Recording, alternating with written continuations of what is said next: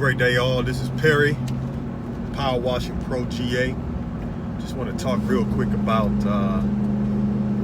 power washing and the benefits of running and owning your own business day in and day out. Literally, you can make anywhere from $500 to $1,500 a day. 1 hour of work is $200 an hour. I'm sorry, it's $200 an hour. For example, showed up to a house today, got there at 9:45. By 9:50, we had started washing the house. By 10:56, we were done.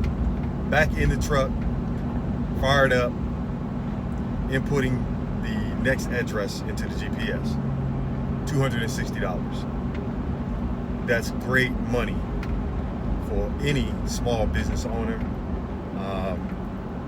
Some people say, hey man, that's better than airline pilot money. At any rate, I'd rather make $200 an hour than to make $45 an hour on any job.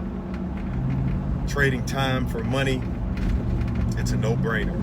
Power washing, pressure washing, soft washing, roof cleaning, it's a gold mine. So if you want to get into the business, you want some feedback from a professional that has been in the game 20 years, 2 states, 5 trucks, subscribe to our channel. We're going to give it to you straight. That's all I have for now. Power Washing Chronicles. Wash on.